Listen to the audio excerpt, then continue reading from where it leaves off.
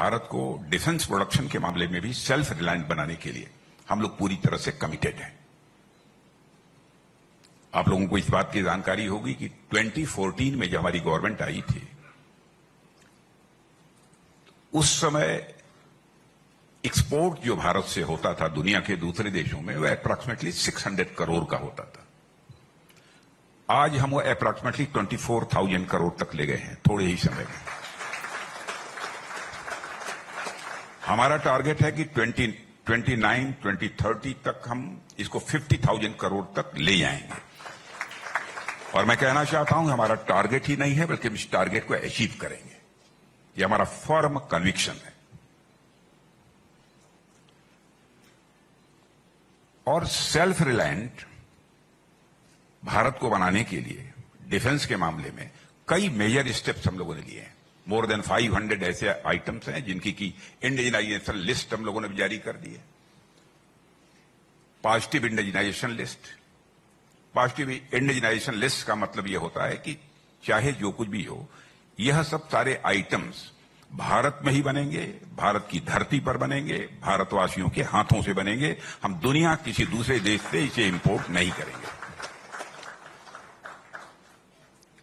और वैसे ही लगभग मोर देन 5,000 ऐसे आइटम्स हैं एलारूस, जिनके बारे में भी हम लोगों ने बिल्कुल संकल्प ले रखा है कि हम उसको भारत में ही बनाएंगे, भारतवासियों के हाथों से बनाएंगे।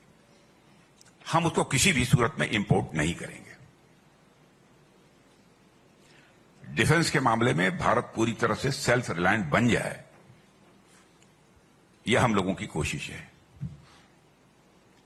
अब इस वर्ष का हमारा जो डिफेंस प्रोडक्शन रहा है वह अप्रॉक्सीमेटली 1,60,000 करोड़ का रहा है। और आप देखिएगा जल्दी ही हम इसको 3 लाख करोड़ तक का डिफेंस प्रोडक्शन भारत में करेंगे। हां, अब जहां तक संभाजी नगर का प्रश्न है, एकाएक मैं कुछ कह पाने की स्थिति में नहीं हूं।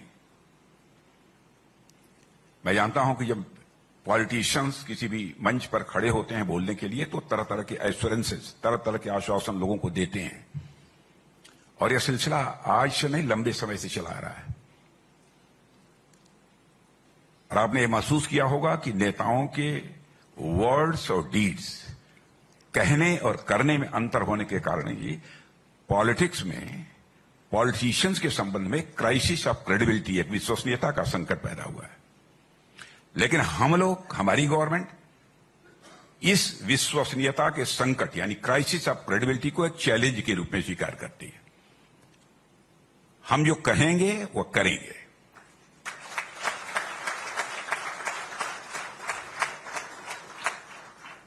यहां पर हर प्रकार का पोटेंशियल हमको दिख रहा है, इसमें कहीं दो राय नहीं।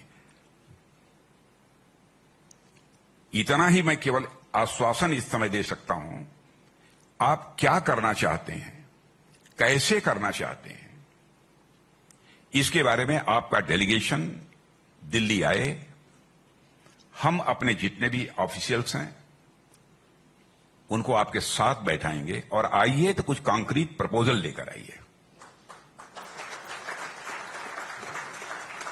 अब हम देखेंगे उसमें कि क्या कर सकते हैं, कितना कर सकते हैं। इस समय तो मैं इतना ही कह पाने की स्थिति में हूं, क्योंकि इससे ज्यादा मेरे द्वारा कुछ कहे जाने का कोई औचित्य नहीं है। पहले तो मैं समझा कि यहां पर कुछ डिफेंस से रिलेटेड इंडस्ट्रीज होंगी, लोगों की क्या प्रॉब्लम्स हैं, क्या चैलेंजेज हैं, उसके बारे में लोग बतलाएंगे। और मैं 2-4 बातें जो मैं जानता हूं अथवा जो मैं कर सकता हूं वह मैं लोगों के सामने रखूंगा। लेकिन पूरा का पूरा अपने एक नया चैप्टर ही हमारे सामने खोल दिया है, इसलिए मैं इतना ही कहूंगा। और देवेंद्र जी, आपके जो चीफ मिनिस्टर का जहां तक सवाल है, मैं आज से नहीं वर्षों से जानता हूं। और जब यहां पर जनरल सेक्रेटरी के रूप में काम कर रहे थे तब से मैं जानता हूं।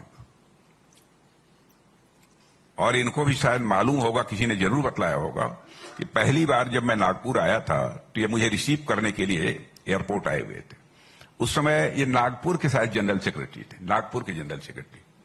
तो जो सज्जन हमें लेकर गाड़ी में चले थे उनसे मैंने कहा था किस नौजवान के अंदर हमको पोटेंशियल दिखता है।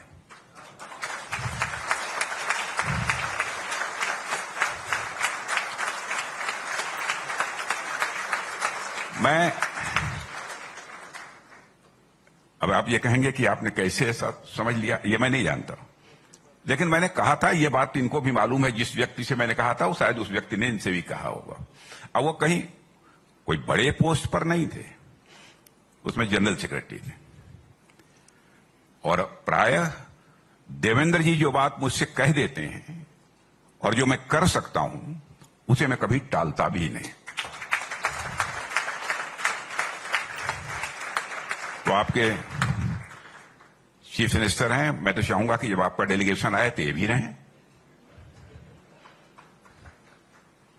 हम बैठेंगे अपने अफसर्स के साथ, क्या कर सकते हैं, कैसे कर, आप क्या चाहते हैं, क्या क्या करना चाहते हैं, क्योंकि मुझे जानकारी नहीं है इसलिए मैं कुछ डिटेल में बोल नहीं पा रहा हूं। आप मुझे बतलाइए, जहां तक हो सकेगा हम आपकी पूरी मदद करने के लिए तैयार हैं।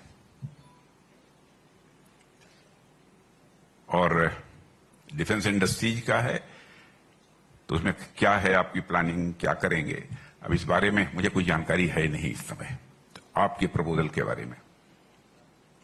लेकिन मैच्योर्ड यहां पर इंडस्ट्रियल इकोसिस्टम है, यह जानकर मुझे खुशी हुई। तब मैच्योर्ड इंडस्ट्रियल इकोसिस्टम के तहत जो लोग भी यहां पर काम कर रहे हैं तो मैं समझता हूं कि इंडस्ट्रीज के क्षेत्र में काम करेंगे।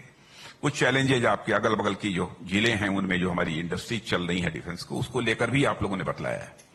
देखेंगे, इस पर हम चर्चा करेंगे।